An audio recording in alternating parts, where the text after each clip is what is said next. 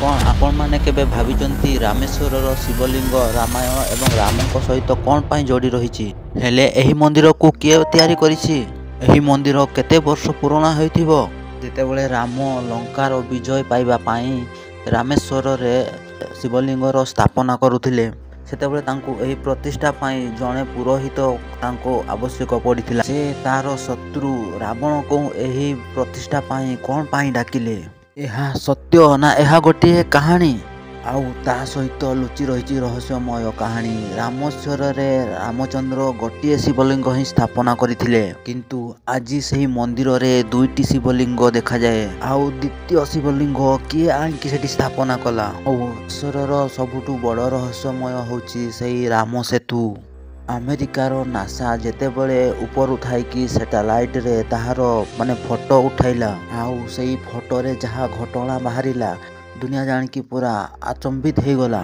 କ'ଣ ଏହା ମାନବ ତିଆରି କରିଥିବା ପୁଲ, ନା ଏହା ହେଉଛି ପ୍ରାକୃତିକର ଗଠନ? ଆଜି ପର୍ଯ୍ୟନ୍ତ ଏହା ବହୁତ ବଡ଼ ରହସ୍ୟମୟ ହୋଇ ବନି ରହିଛି। ରାମେଶ୍ୱରମରେ ଆଉ ଗୋଟିଏ ଆଶ୍ଚର୍ଯ୍ୟଜନକ କଥା, ଏଇଠିର ପଥର ଯାହାକି ପାଣିରେ ବୁଡ଼େ ନାହିଁ, ସମୁଦ୍ରରେ ସବୁବେଳେ ଭାସେ। ଏ ପଥର ପାଣିରେ କେମିତି ଭାସିପାରେ? ଏହା କ'ଣ ଆସ୍ଥା ନା ଏହା କ'ଣ ଚମତ୍କାର? ତ ଚାଲନ୍ତୁ ଜାଣିବା ଏହାର ପଛର ରହସ୍ୟ କ'ଣ। ବୈଜ୍ଞାନିକମାନେ ଏହାକୁ ବହୁତ ରିସର୍ଚ୍ଚ କରିବା ପରେ ଏହାର ପଛର ବହୁତ ସବୁ ତଥ୍ୟ ଆସିଲା। ଆଉ ମନ୍ଦିର ଭିତରେ ସେଇ ଲୁଚି ରହିଥିବା 22ଟି କୁଣ୍ଡ, ଯାହାକି ଅନନ୍ୟ ରହସ୍ୟ ମଧ୍ୟରୁ ଜଣାଯାଏ। ଏହି କୁଣ୍ଡମାନଙ୍କ ସହିତ ରାମଚନ୍ଦ୍ରଙ୍କର ବହୁତ ବଡ଼ ଗୋଟେ ସମ୍ପର୍କ ରହିଛି। ସେଥିରେ ଥିବା 22ଟି କୁଣ୍ଡର ପାଣି ଅଲଗା ଅଲଗା ସବୁ ସ୍ୱାଦ ପ୍ରକାର ଦେଇଥାଏ ଏବଂ ଅଲଗା ଅଲଗା ଗୁଣ ସବୁ ଦେଖାଯାଇଥାଏ। ଏହି କୁଣ୍ଡର ନିର୍ମାଣ, ରାମ ଏବଂ ରାବଣଙ୍କର ସ୍ଥାପନ କେମିତି ଏହା ଯୋଡ଼ି ରହିଛି, ଏହା ଗୋଟେ ବଡ଼ ପ୍ରଶ୍ନ ମନରେ ଉଙ୍କି ମାରେ। ସେହି ମନ୍ଦିର ଭିତରେ ଛୁପି ହୋଇଥିବା ପ୍ରାଚୀନ ମଣିର ବି ବହୁତ ବଡ଼ ରହସ୍ୟମୟ କାହାଣୀ ଅଛି। ଏ ମଣି ଏତେ ମହତ୍ତ୍ୱପୂର୍ଣ୍ଣ କ'ଣ ପାଇଁ? ଏହାକୁ ଗୁପ୍ତରେ ଲୁଚେଇ ରଖିଛନ୍ତି କ'ଣ ପାଇଁ? ଏହି ସବୁର ସତ୍ୟତା ଜାଣିବା ପାଇଁ ଆମକୁ ତ୍ରେତୟା ଯୁଗରୁ ଆଧୁନିକ ଯୁଗ ପାଇଁ ଆମମାନେ ରାସ୍ତାକୁ ଚାଲିବା ପାଇଁ ପଡ଼ିବ। ତ ଆସନ୍ତୁ ଏହି ଷ୍ଟୋରିରେ ରାମ, ଇତିହାସ ଏବଂ ବିଜ୍ଞାନକୁ ନେଇକି ଆମେ କ'ଣ ଆମ ସାମ୍ନାକୁ ତଥ୍ୟ ଆସୁଛି ଆମେ ଜାଣିବା। ରାମେଶ୍ୱରମ ତାମିଲନାଡୁର ହିନ୍ଦୁମାନଙ୍କର ପବିତ୍ର ଧାମରୁ ଗୋଟିଏ ମାନାଯାଏ। ଏହାକୁ 4 ଧାମ ମଧ୍ୟରୁ ଗୋଟିଏ ଧାମ କୁହାଯାଏ। ଏହାକୁ ଦକ୍ଷିଣ ଭାରତର କାଶୀ ମଧ୍ୟ କୁହାଯାଏ। ଧାର୍ମିକ ମାନିବା ଅନୁଯାୟୀ ରାମେଶ୍ୱର ମନ୍ଦିର ତ୍ରେତୟା ଯୁଗରୁ ଅବସ୍ଥିତ, ଯେଉଁଠି ରାମଚନ୍ଦ୍ର ଲଙ୍କାକୁ ଆକ୍ରମଣ କରିବା ଆଗରୁ ସେଇଠାରେ ପୂଜା କରିଥିଲେ। ରାମେଶ୍ୱରର ଇତିହାସ ଜାଣିବା ପାଇଁ ଆମକୁ ସେହି ତ୍ରେତୟା ଯୁଗକୁ ଯିବା ପାଇଁ ପଡ଼ିବ। ଶ୍ରୀରାମଚନ୍ଦ୍ରକୁ 14 ବର୍ଷ ବନବାସ ହୋଇଥିଲା। ତାହା ଫଳରେ ଭଗବାନ ରାମ ଏବଂ ଲକ୍ଷ୍ମଣ, ମାତା ସୀତା କେତେ ପବିତ୍ର ସ୍ଥାନରେ ସେଠି ଯାତ୍ରା କରିଥିଲେ। ଏହି ଯାତ୍ରା ଅଯୋଧ୍ୟାରୁ ଆରମ୍ଭ ହୋଇକି ନନ୍ଦୀଗ୍ରାମ, ପ୍ରୟାଗରାଜ, ଚିତ୍ରକୂଟ ଆଉ ସେଇଠି ପଞ୍ଚବାଟୀ ପର୍ଯ୍ୟନ୍ତ ପହଞ୍ଚିଥିଲେ। ତାପରେ ରାମଚନ୍ଦ୍ର ଲେବାଗବାଟରେ ପହଞ୍ଚିଲେ ଆଉ ଶେଷରେ ରାମେଶ୍ୱରରେ ପହଞ୍ଚିଲେ।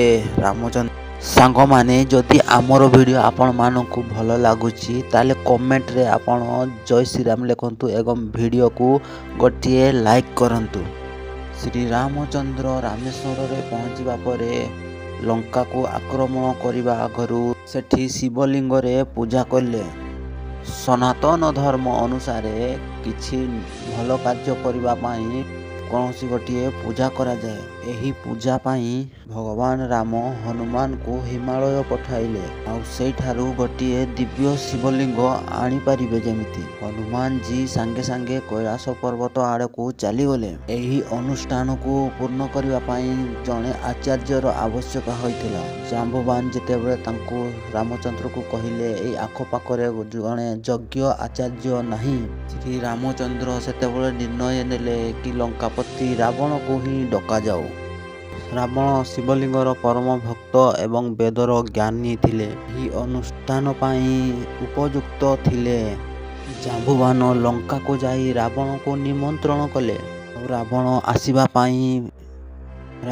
ଆସିବା ପାଇଁ ମାନିନେଲେ। ଆଉ ରାମ ଏବଂ ସୀତାକୁ ନେଇ ରାମେଶ୍ୱରରେ ପହଞ୍ଚିଲେ।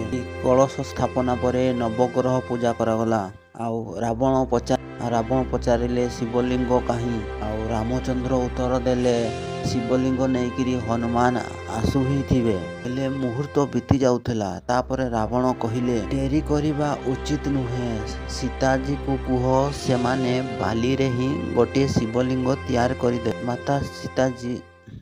ମାତା ସୀତା ଶିବଲିଙ୍ଗ ସେଇ ସମୁଦ୍ର ପାଣିରେ ଥିବା ବାଲିରେ ହିଁ ତିଆରି କଲେ। ରାମଲିଙ୍ଗମ କୁହାଗଲା।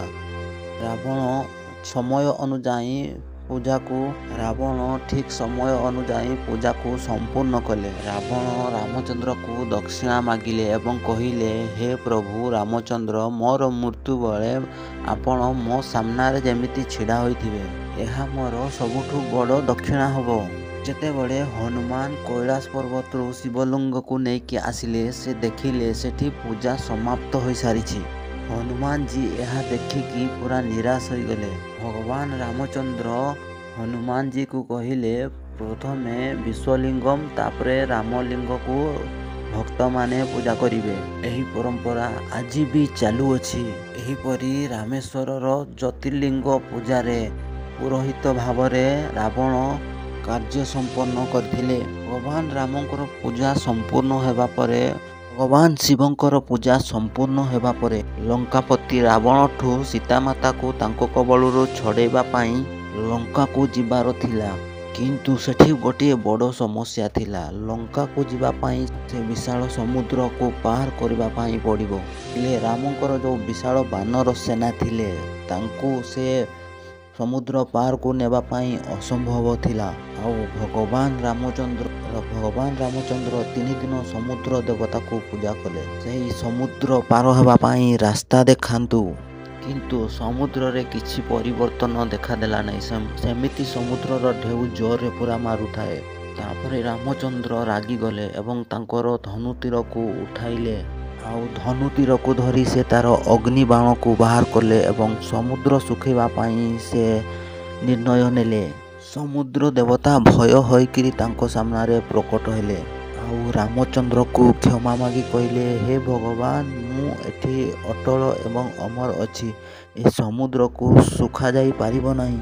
ଆପଣଙ୍କର ସେନାକୁ ପାର କରିବା ପାଇଁ ମୁଁ କିଛି ଆପଣମାନଙ୍କୁ ମାର୍ଗ ଦର୍ଶନ କରାଇବି। ଆମେମାନେ ବାନର ପୋଲବ ନେଇକି ଏହାକୁ ପାରି କରିପାରିବା। ସମୁଦ୍ର ଦେବତା ଏହା ବି କହିଲେ ଆପଣଙ୍କର ବାନର ସେନା ନଲ ଆଉ ନୀଲ ଏହି କାର୍ଯ୍ୟ କରିବା ପାଇଁ ସକ୍ଷମ ଅଟନ୍ତି। ପୌରାଣିକ କଥା ଅନୁସାରେ ନଲ ଏବଂ ନୀଲକୁ ଯେତେବେଳେ ଛୋଟ ଥିଲେ ସେମାନଙ୍କୁ ଗୋଟିଏ ଶ୍ରାପ ମିଳିଥିଲା। ତମେମାନେ ଯେଉଁ ବି ବସ୍ତୁ ପାଣିରେ ଫାଗୁଡ଼ିବ ତାହା କେବେ ଡୁବିବ ନାହିଁ।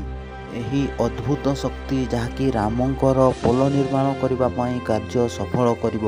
ଆଉ ଭଗବାନ ରାମଚନ୍ଦ୍ର ଯେତେବେଳେ ଜାଣିଲେ ଏହି ନଲ ଏବଂ ନୀଲକୁ ସେହି ପୋଲ ବନେଇବା ପାଇଁ କାର୍ଯ୍ୟ ସौंपिଲେ ବା କାର୍ଯ୍ୟ ଦାୟିତ୍ୱ ଦେଲେ।